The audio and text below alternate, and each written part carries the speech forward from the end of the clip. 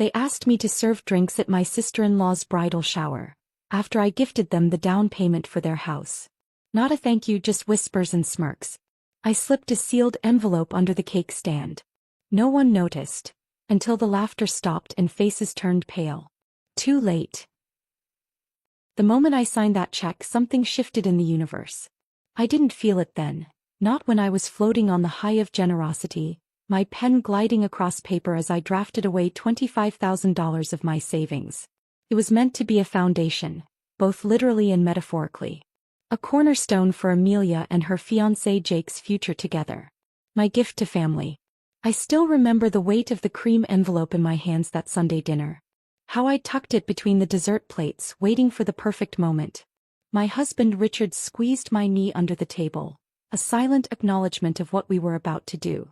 Back then his touch still felt like partnership. "We have something for you too," I said, sliding the envelope across the polished mahogany toward Amelia's perfectly manicured fingers. Her expression when she opened it, I've replayed it 1,000 times. The widening eyes, the hand that flew to her mouth, the theatrical gasp that seemed practiced rather than genuine. "Oh my God. Richard, is she serious?" Not, "Thank you, Catherine." Not addressed to me directly. Already I was becoming an accessory to my husband's family, not a person in my own right. "Dead serious," Richard laughed. "Kat wanted to do something special for you guys. She's been saving." I had been saving.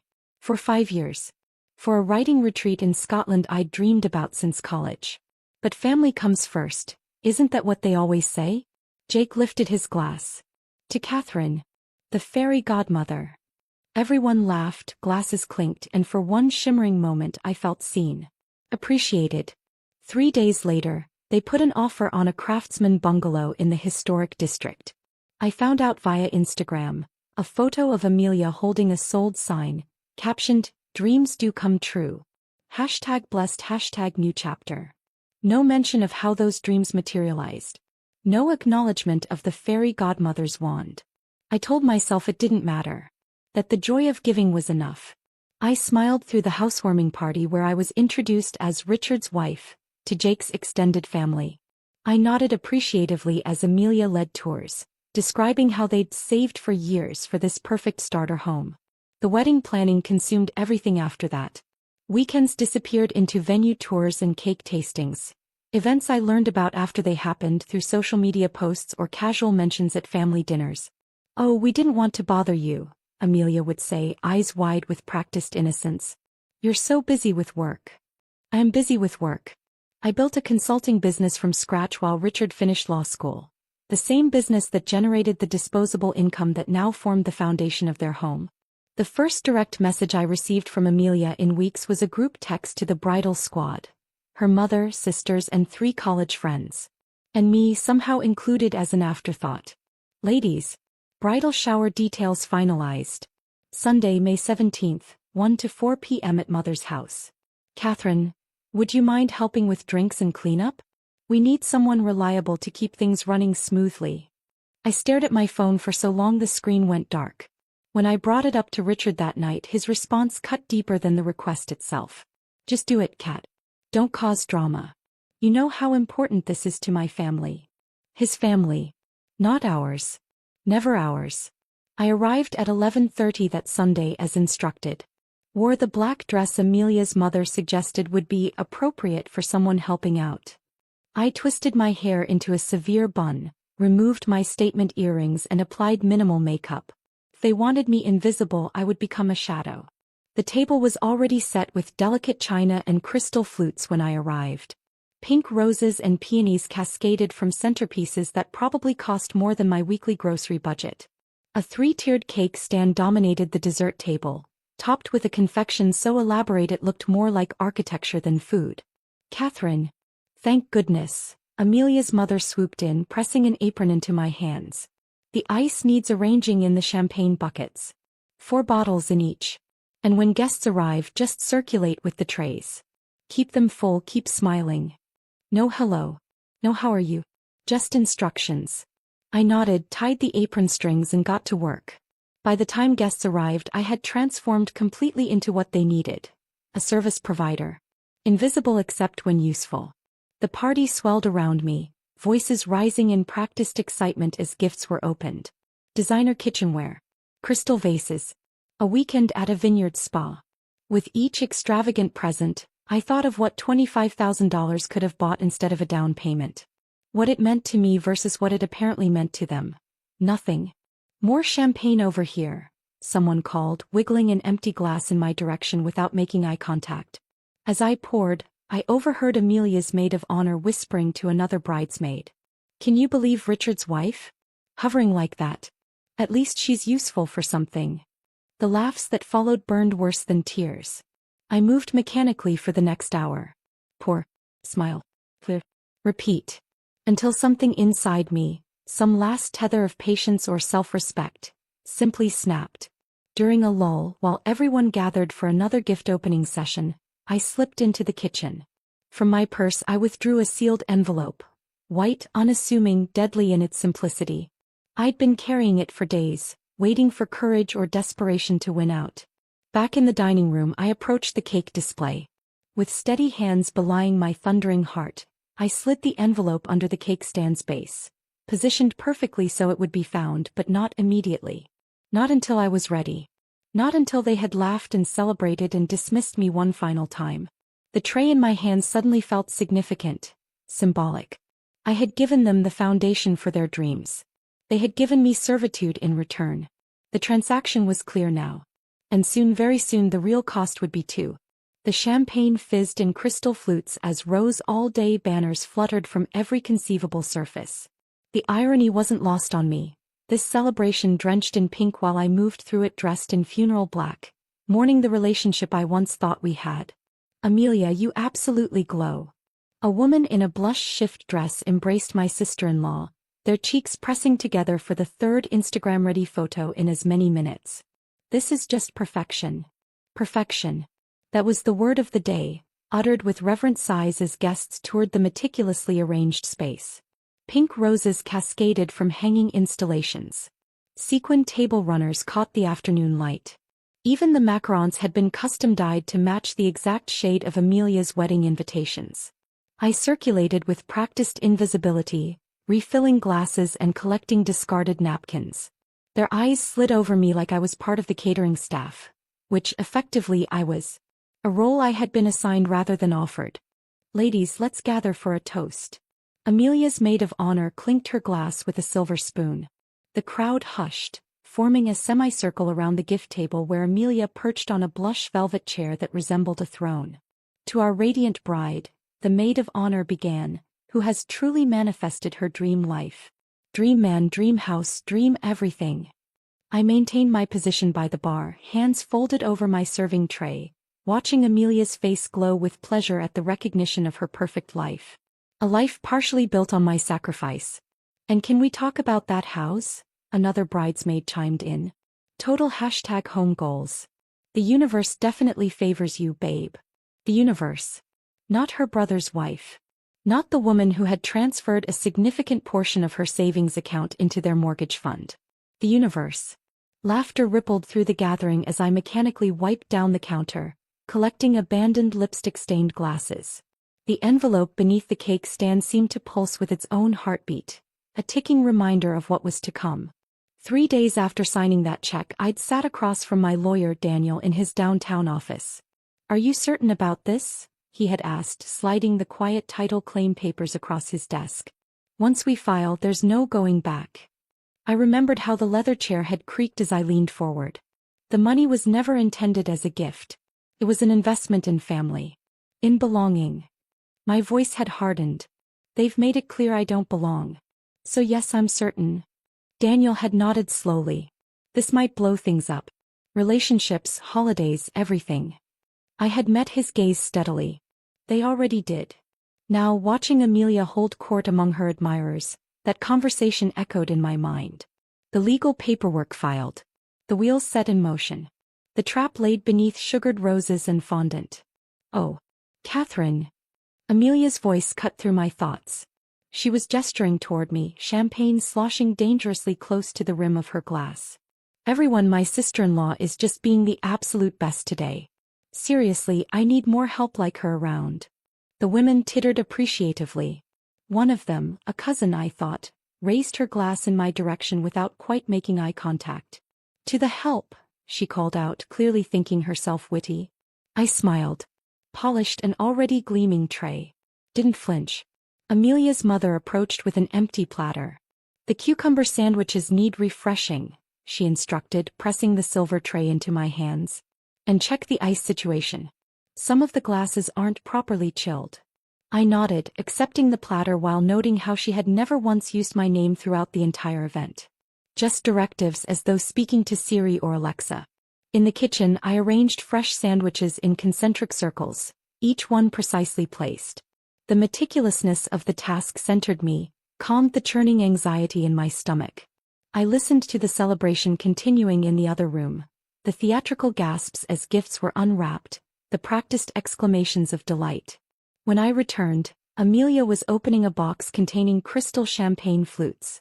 "For your forever home," the gift giver exclaimed. Forever home. The phrase hung in the air like a soap bubble, beautiful and fragile. Soon to pop. I placed the refreshed tray on the table and resumed my position against the wall. From this vantage point, I could see the entire room. The cake stand on its pedestal, the envelope hidden beneath it, the women clustered in expensive dresses trading compliments like currency. Someone's child, a flower girl perhaps, darted past the dessert table, her hand trailing dangerously close to the cake. My heart leapt into my throat, but the girl moved on without disturbing anything. Not yet. The time wasn't right. The knot in my stomach tightened with every burst of laughter, every exclamation about Amelia's good fortune. I checked my watch. 2 more hours of this performance remained. 2 more hours of smiling blankly while being treated as furniture. 2 more hours until the moment when everything would change. A bridesmaid approached, empty glass extended. "More please," she said without looking at me, already turning back to her conversation. As I poured, I overheard snippets. "Down payment from somewhere. Lucky break with that house. Never could have afforded it otherwise." They knew. They all knew where the money had come from. Yet here I stood, demoted from benefactor to bartender. I placed the bottle back in its ice bucket with deliberate care. There was power in my silence, in my knowledge of what was coming. A sweet, patient power that would outlast their momentary celebration. The afternoon stretched on, a parade of pink excess and hollow compliments. I moved through it like a ghost, present but unseen. The weight of the legal papers beneath that cake grew heavier with each passing minute, with each dismissive glance, with each order barked in my direction. But I waited. I watched. Let them celebrate a little longer. Let them bask in the glow of their perceived perfection, their imagined security. Let them enjoy the sweetness before tasting what lay beneath. Because sometimes silence is sweeter than vengeance. And sometimes silence is the setup for the loudest fall. The minutes ticked by like a countdown to detonation. Gift after gift was unwrapped, each one accompanied by theatrical gasps and practiced gratitude. I'd been refilling champagne flutes mechanically for nearly 2 hours when Amelia's mother announced it was time for cake. "Ladies, gather round," she trilled, gesturing toward the 3-tiered masterpiece that had been commanding attention from its pedestal all afternoon. "Amelia is going to say a few words before we indulge." My pulse quickened. This was it, the moment everything would change. I steadied my breathing, gripping my serving tray a little tighter as the women arranged themselves in a semicircle around the dessert table. Amelia glided to her position beside the cake, champagne flute raised, lips curved in that camera-ready smile she'd perfected over years of being the family favorite. She looked like a magazine cover, blush dress hugging her figure, hair cascading in artful waves, diamond engagement ring catching the light with every gesture. "I just want to thank everyone for making today so special," she began, voice pitched to that emotional frequency that signaled tears might be imminent.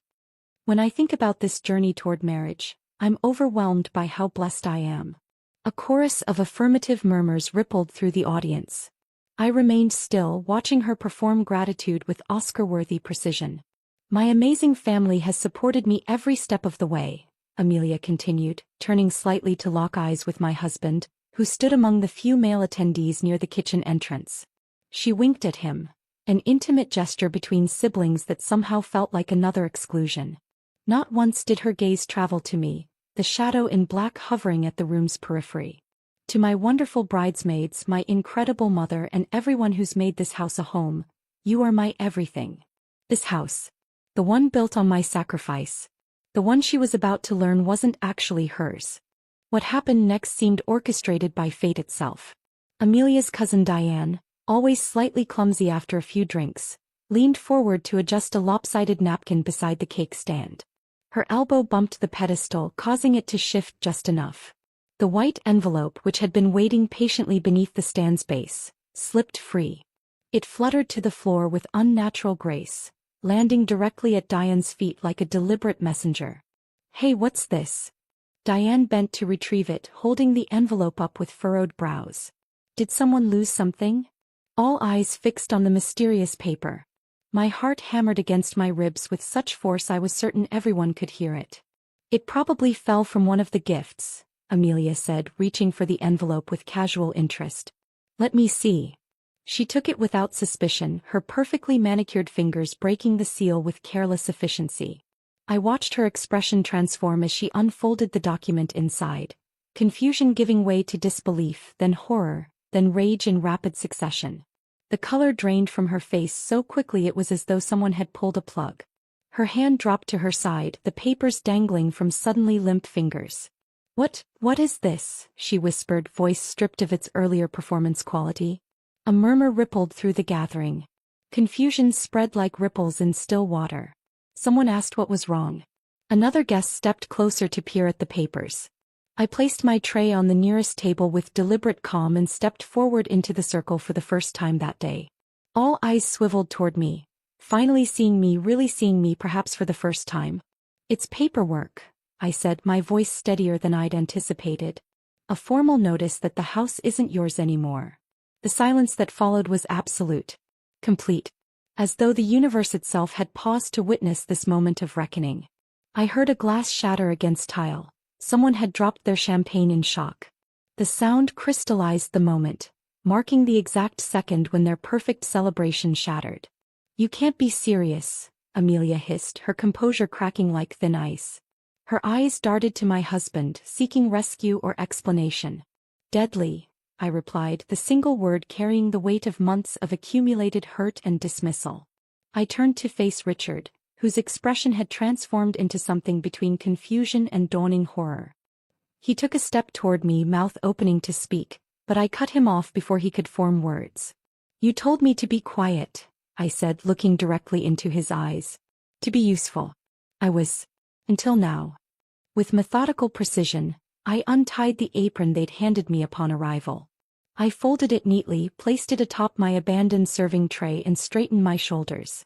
"You all treated me like a servant," I continued, sweeping my gaze across the assembled faces, some confused, some embarrassed, some already calculating damage control. "But I was the one who built this castle. You just decorated it." Amelia's mother stepped forward, one hand extended as though to physically halt what was happening. "Catherine, this is hardly the time or place." "It's exactly the time and place," I interrupted. "When else would you actually be forced to see me?" My husband finally found his voice. "Cat, what have you done?" The betrayal in his tone struck me as almost comical, given circumstances. "I've protected my investment," I replied simply. "The $25,000 was never a gift. It was a personal investment in property. My lawyer made that quite clear in those papers. You have 30 days to either buy me out at market value or vacate." The collective gasp that rippled through the room carried notes of scandal and disbelief. Someone whispered, "Is she allowed to do that?" Loud enough for everyone to hear.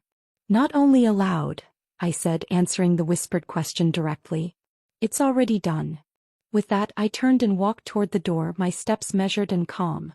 Behind me, chaos erupted like a dam breaking, voices rising in confusion and outrage, questions hurled like stones, Amelia's sobs cutting through the commotion. I paused at the threshold, hand on the doorknob, and looked back one last time at the pink paradise now dissolving into discord. The cake stood untouched on its pedestal, a monument to celebrations that would never be completed. As I stepped outside into the afternoon sunshine, I heard Amelia's shriek rising above the confusion. "Richard, do something." But it was too late for doing something. Too late for apologies or explanations or family loyalty. The time for those things had passed with every dismissive glance, every exclusion, every moment they'd relegated me to the role of servant rather than family. Behind me, their perfect celebration was cracking wide open. And for the first time in months I could breathe. The drive home from the bridal shower was surreal. I floated through traffic lights and lane changes, windows down, breathing in air that somehow tasted different.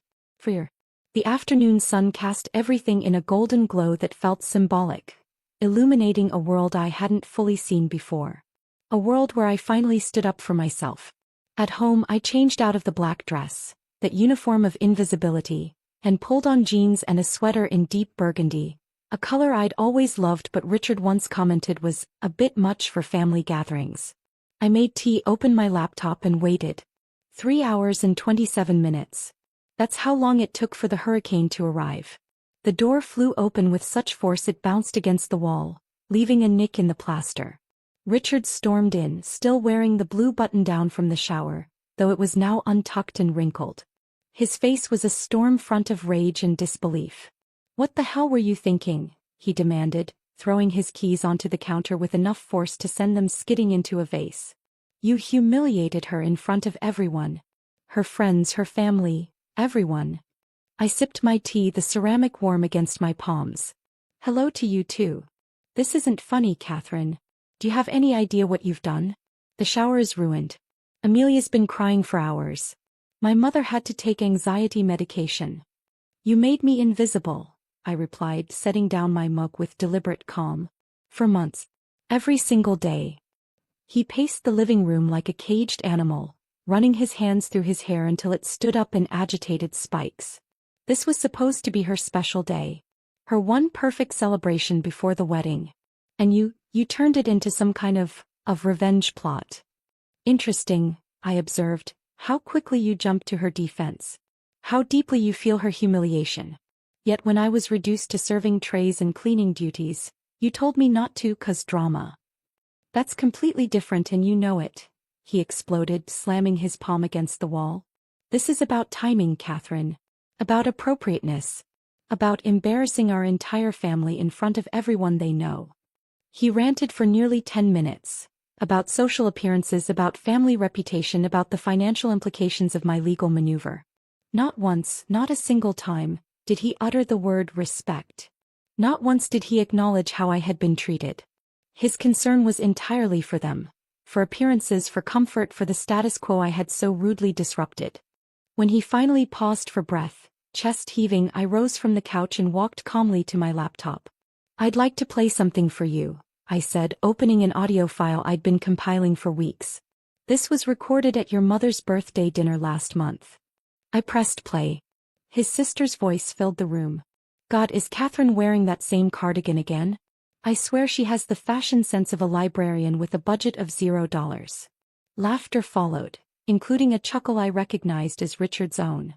His mother, well, at least she's generous with her checkbook even if her wardrobe isn't. Amelia, voice dripping with condescension, the ultimate doormat with a checkbook. "Did you see how she offered to help with the floral arrangements after I told her the bridesmaid dresses were all assigned? Like, honey, you're not in the wedding party." More laughter. Richard's voice in the background, not defending me, but joining in with a comment about how I meant well. I stopped the recording. Richard stood frozen, color draining from his face. "Here's another," I said, pulling up text messages on my screen and turning it toward him. A group chat between his siblings, screenshots forwarded to me by his cousin's wife who'd been accidentally included and felt uncomfortable. "Amelia, she just Venmo'd me $300 for bridal shower expenses, without me even asking." His brother. "The Bank of Catherine strikes again." "Amelia, she's not family, she's funding. Should we start calling her the First National Bank of Sister-in-Law?" Richard stared at the screen, then at me, then back at the screen. "Where did you get these?" he whispered. "Does it matter?" I countered. "What matters is that they exist. What matters is that this is how your family speaks about me when they think I can't hear." "Why didn't you tell me?" he asked, voice smaller now. "Because you already chose a side," I replied simply. "I just finally chose mine." I reached into the drawer of the side table and withdrew a cream-colored envelope. twin to the one that had disrupted the shower, though with different contents. I extended it toward him. "What's this?" he asked, not reaching for it. "Divorce papers," I said. "I've been your peacekeeper, your sponsor, your silence. I'm done." He took the envelope as though it might burn him. "Catherine, wait. We need to talk about this. We can fix things." I had no idea they were saying these things. "I can talk to them." "It's too late for talking," I interrupted, moving past him toward the bedroom. I pulled out the suitcase I'd already packed that morning before the shower, knowing exactly how this day would end. "What are you doing?" He followed me, panic rising in his voice. "You can't just leave." "I can," I corrected him, zipping the case closed. "And I am." "This is insane. Where will you even go?" "I booked a room at the Parkview. After that, I'm looking at apartments closer to my office." I checked my watch. "My Uber will be here in 5 minutes." "Catherine, please." His voice cracked. "We can work this out. I'll make them apologize. I'll make them respect you." I turned to face him fully. "You can't make someone respect you, Richard. Either they do or they don't. Your family made their choice. You made yours when you stood still while they erased me, piece by piece." I lifted my suitcase from the bed. "So now, I'm removing myself completely." "You're destroying everything," he whispered. "Our marriage. Amelia's wedding. The house they've been living in for months. How can you be so cold?" I paused at the bedroom door and met his gaze. "I'm not cold. I'm finally warm again. There's a difference." My phone buzzed, the Uber arriving downstairs. I rolled my suitcase toward the front door, collected my purse and laptop. Richard followed, still clutching the divorce papers, looking lost in his own home. "Catherine," he tried one last time. "What am I supposed to tell everyone?" "The truth," I suggested. "Though I doubt you'll recognize it anymore." I didn't cry as I left. I didn't scream or slam doors. I simply walked out with my spine straighter than it had been in years, with a certainty in my step that had long been missing. The elevator doors closed on the image of my husband standing in our doorway, looking suddenly small and confused. A man confronted with consequences he never anticipated because he'd never bothered to see the damage being done. As I settled into the backseat of the waiting car, I felt something unexpected. Not satisfaction or vindication or even anger. Just a profound sense of lightness, as though I'd set down a burden I'd been carrying for so long I'd forgotten what it felt like to stand unencumbered. This wasn't revenge. It was release. The Parkview Hotel became my sanctuary for exactly 7 days. 7 days of room service breakfasts, of working remotely from a desk overlooking the city park, of sleeping diagonally across a king-sized bed that belonged only to me. 7 days during which my phone vibrated so incessantly I finally silenced all notifications except those from clients and my lawyer. The first call came barely an hour after I checked in. Richard, his voice a strange mixture of anger and pleading. "You need to come home. We need to talk about this like adults." I let it go to voicemail. The second call came at 11:43 that night. Amelia, words slurring slightly, oscillating between tearful apologies and vicious accusations. "You've ruined everything. How could you do this to family? We never meant to hurt you." By morning there were 17 missed calls and 32 text messages.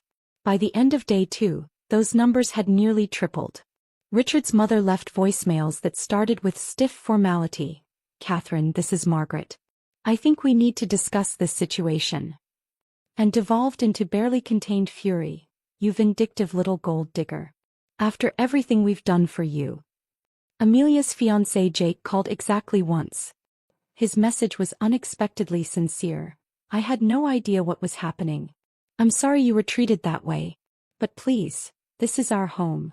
I forwarded every contact attempt to Daniel, my lawyer, who responded to each with the same clinical precision.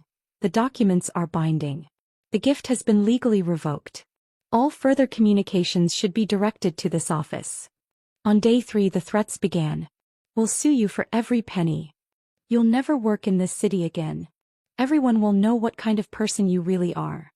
On day 4 the tone shifted to desperate negotiation. Amelia texted, "We can work something out. Monthly payments? Interest? Please just talk to us." By day 5 the sympathy card emerged. Amelia called sobbing, "We don't have anywhere else to go. You're making us homeless. Is that what you want?" I broke my silence with a single text, sent not to her but to my lawyer to relay.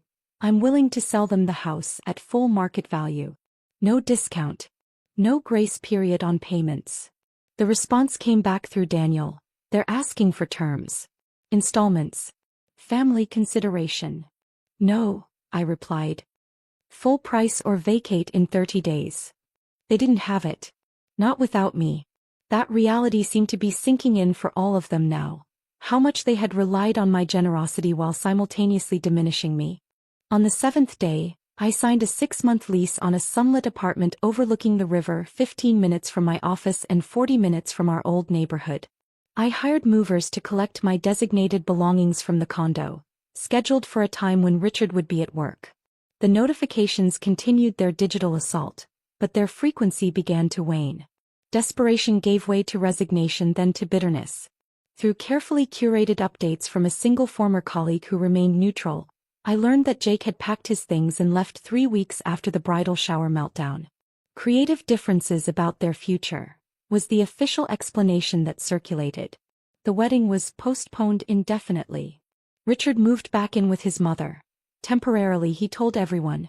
Just until things settled down. The condo went on the market, priced below value for a quick sale. The most telling transformation happened on social media.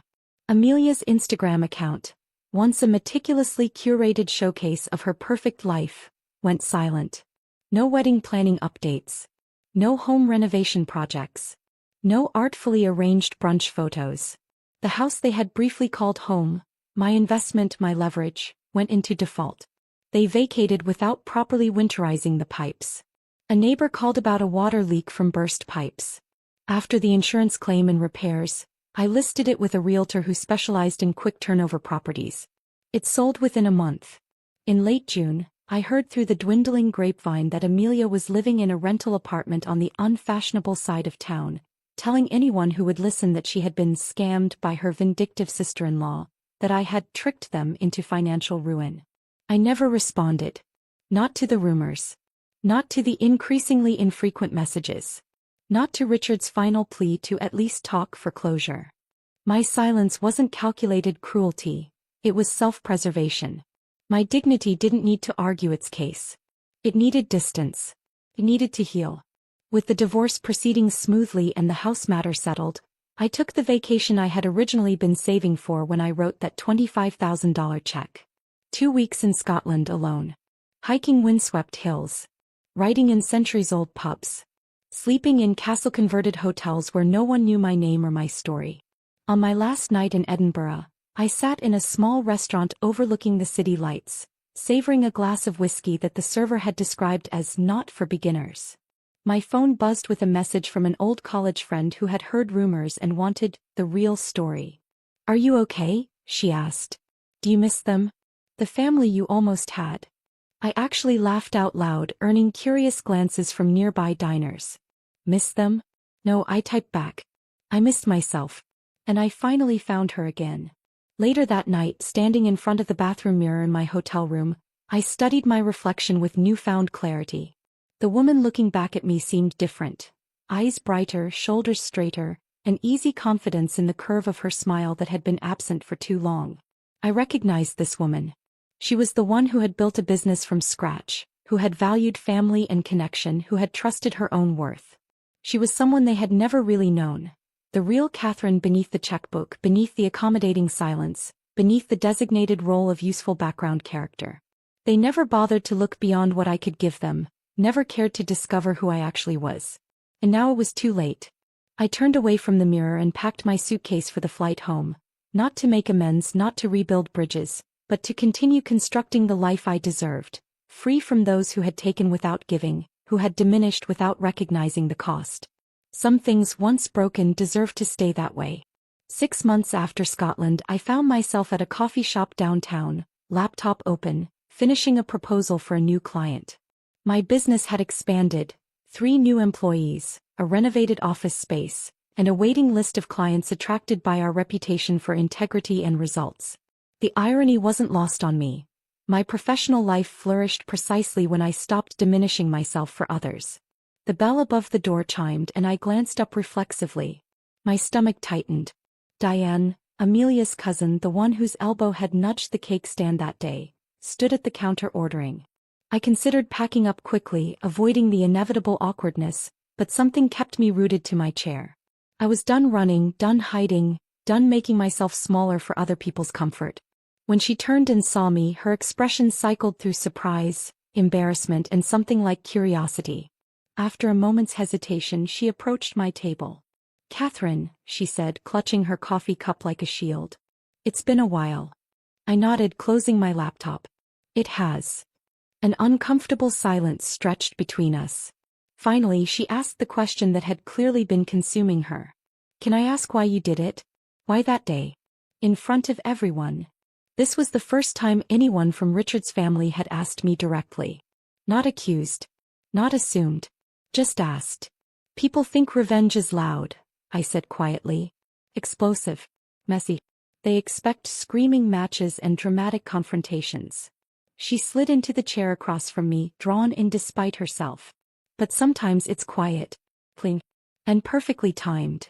I wrapped my hands around my cooling mug. "I didn't ruin the bridal shower, Diane. I just let it reveal itself."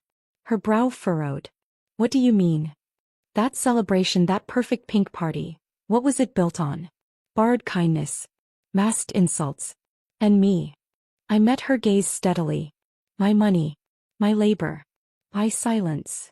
Understanding dawned slowly across her face. He had been there after all. Had witnessed how they'd treated me even if she'd never intervened. When I removed myself from the equation, everything crumbled. Not because I sabotaged anything. Just simple subtraction. "I never knew," she murmured. "About the recordings. The texts. Richard told everyone afterward, but..." She trailed off, perhaps realizing how hollow that sounded. "You never asked," I finished for her. "None of you did. You saw what you wanted to see. The helper, the quiet one, the background figure serving drinks and arranging flowers. Amelia's wedding is officially cancelled," she offered as though this might matter to me. "Jake left her for a bartender from his office. Richard is seeing a therapist." I nodded, acknowledging the information without revealing whether it affected me one way or another. "And you?" she asked. "Are you okay?" I smiled genuinely. "I'm better than okay. I'm whole again." Diane studied me with newfound attention. "You look different. Lighter somehow. That's what happens when you stop carrying other people's expectations." She hesitated, then leaned forward. "Everyone's talking, you know. Not about you like you might think. About them. About Amelia especially." "I know," I said simply. "She's been telling people you scammed her, that you tricked them about the house money." "Also expected. But nobody's really buying it." Diane twisted her cup nervously.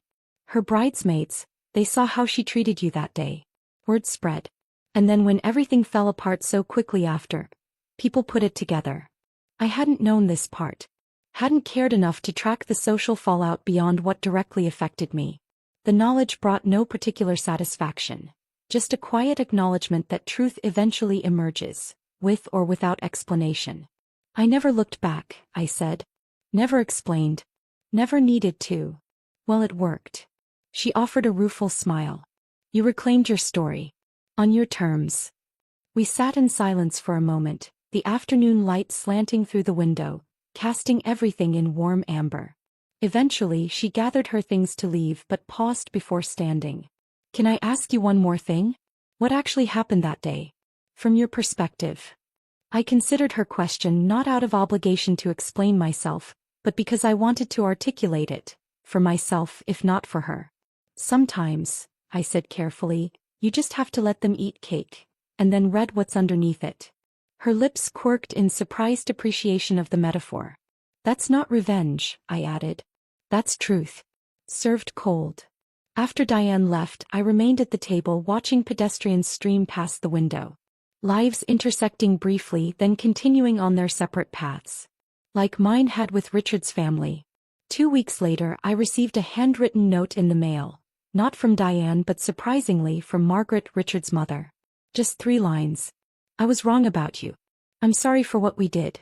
It was too little too late." I didn't respond. Not out of lingering anger, but because there was simply nothing left to say. Some endings don't require epilogues. At the 1-year mark of what would have been Amelia's wedding day, I donated the full $25,000, the amount I'd originally given them, to a women's shelter downtown. Not as penance, not as performance, but because it felt right. A reclamation of the intention behind that original gift. To build something meaningful, something that would last. My new home has no pink anywhere. No roses, no sequins, no champagne flutes. Instead, it has space, for growth, for authenticity, for the unvarnished truth of who I am. The bookshelves overflow with travel guides for places I'm finally visiting. The walls display art that speaks to me, not chosen to impress others. Occasionally, I hear snippets about Richard and his family. He's dating someone new. Amelia moved to another state. Life continues as it always does. But I no longer orbit their sun. I became my own. I didn't destroy their perfect world. I simply stepped outside of it and watched as it collapsed under the weight of its own hollow center. I didn't break their party, I just let it end. And in that ending I found my beginning. Sometimes the most powerful thing you can do isn't to burn everything down. It's to quietly remove the single thread that was holding it all together, and then walk away without looking back as it unravels behind you. That's not revenge. That's freedom. If this story of sweet revenge had you on the edge of your seat, smash that like button right now. My favorite part was when Catherine slipped that envelope under the cake stand after being treated like staff at her own sister-in-law's bridal shower. The same sister-in-law whose house she paid for. What was your favorite moment? Drop it in the comments below. Don't miss more thrilling stories like this. Subscribe and hit that notification bell so you never miss an upload.